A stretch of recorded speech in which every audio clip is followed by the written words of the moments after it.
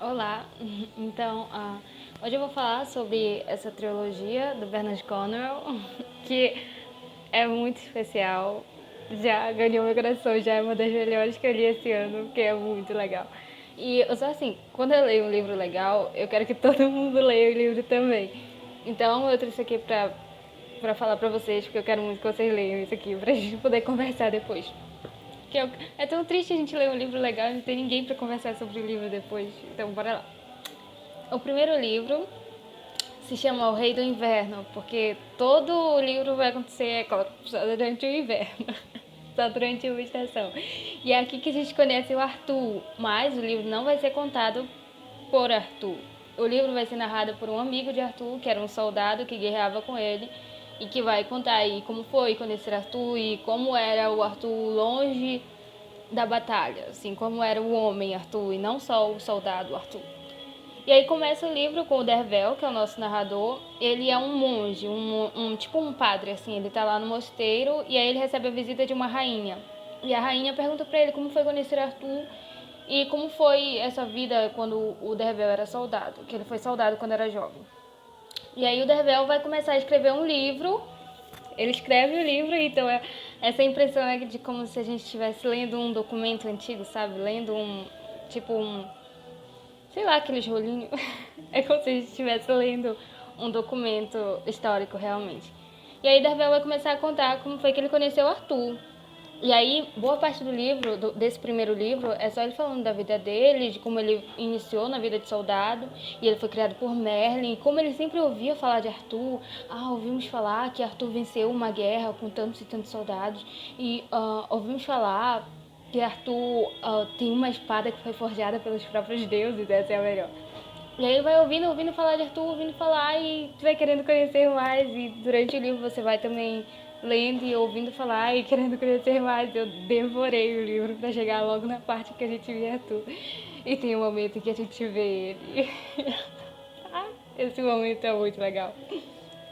Quando você vê Arthur. Por quê? Porque ele é um soldado, né? Ele tá cheio de armadura, ele tem a própria armadura dele, tipo, diferente de todos. Então, onde ele chega, você sabe que é Arthur, só por causa da armadura dele, que ele tem uma capa assim e tudo mais. Muito legal. A descrição é maravilhosa.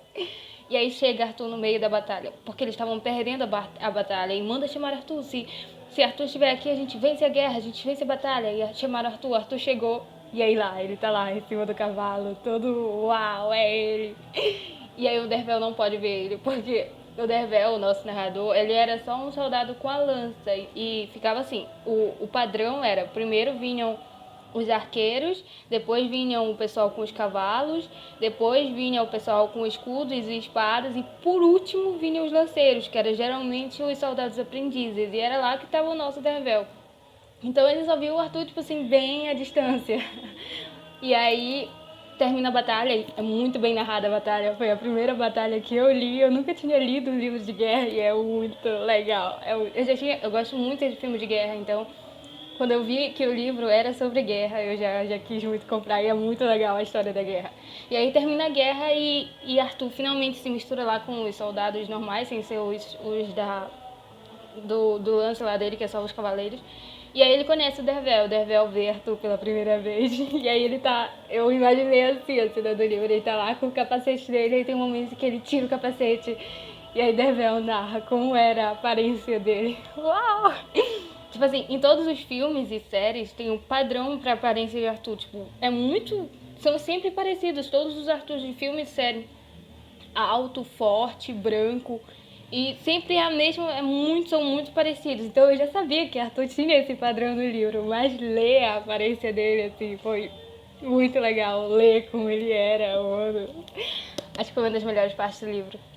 E aí, o primeiro livro vai ter a introdução do romance, né, de Arthur e Guinevere, que sempre tem, todo filme ou série sempre tem o um romance entre ele e ela.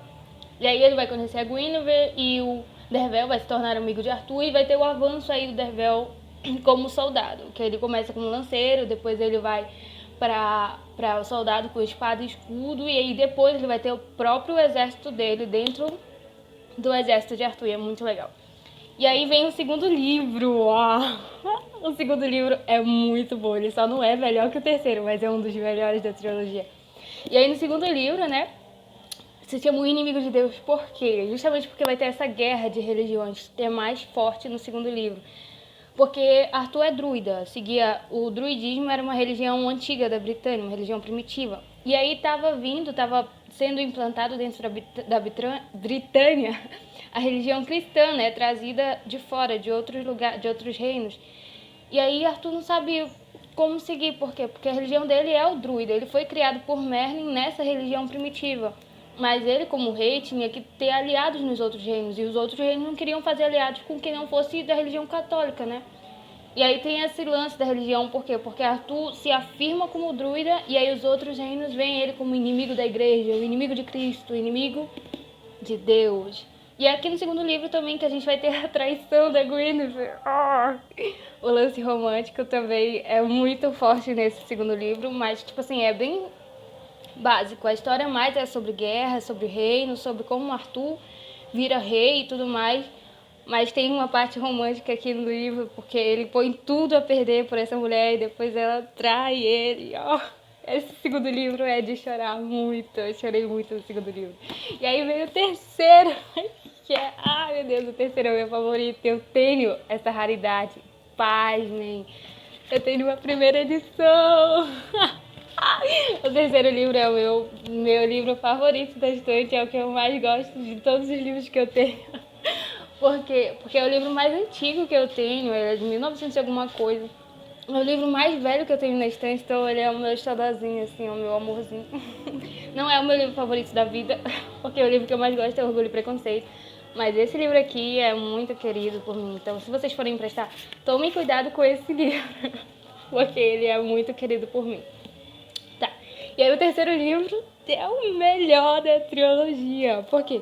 Porque nos outros dois livros a gente vai criando uma bagunça, tanto romântica quanto no reino, quanto de religiões. É uma bagunça que tudo vai ser resolvido no terceiro livro. E o terceiro livro vai ter mais de Merlin, né? Vai ter mais esse lance aí de magia. Por quê? Porque o Bernard Cornwell, o escritor, ele é historiador. Então ele foi mais atrás da história mesmo sobre Arthur, os documentos, todos os livros antigos que tem escritos sobre Arthur, que tenta colocar um lance mais histórico. Tanto que o livro, quando a gente vai lendo, é como se a gente tivesse a impressão de estar lendo um livro de história mesmo. E no terceiro livro é o livro que mais tem magia, é o livro onde Merlin vai mais aparecer. E as outras bruxas tem aí a Nimue, não sei como é que diz o nome dela. Ela, que é a Dama do Lago, lá do livro das Brumas de Avalon, que eu tô super ansiosa pra ler. E ela sempre aparece nas séries e nos filmes de Arthur. E ela vai aparecer aqui nesse terceiro livro com mais frequência. Também a Morgana, que é uma bruxa e uma feiticeira muito forte. E ela sempre briga com Merlin, tem essa guerra de magias aí. Então o terceiro livro vai ter muito mais magia, muito mais esse lance mágico aí, com o Mago Merlin e as outras feiticeiras. E também a espada, Excalibur. O terceiro livro se chama Excalibur justamente por causa da espada, que vai ter o lance aí da espada e a pedra, né? Então, muito legal. O terceiro livro é muito legal. E é claro que vai ter a resolução também do romance entre Arthur e Guinevere, que no segundo livro ela traiu ele. E aí no terceiro livro ele não pode voltar com ela. Por quê? Porque ele é um rei. O que o rei não vai falar se ele for traído e depois voltar com a mulher? Mas ele ama ela. Ela também ama ele, mas ela também ama Lancelot. Ah, e vai ter os outros guerreiros. No terceiro livro a gente tem a Trávola Redonda, a história aí de como tudo aconteceu. Tem os guerreiros aí, o Sagramor, sei lá. É o meu favorito, adoro ele. Aí tem o Galahad, que também é muito... E tem o Lancelot, o lance dele e a Guinevere. E tem a resolução da história das religiões, e tem a magia, e o terceiro livro é demais. Então, essa é a trilogia que eu indico essa semana pra vocês. Leiam aí as Crônicas de Arthur, pra gente poder conversar sobre eles depois. Então, é isso. Se vocês tiverem nada pra fazer, leiam aí as Crônicas de Arthur. Tchau!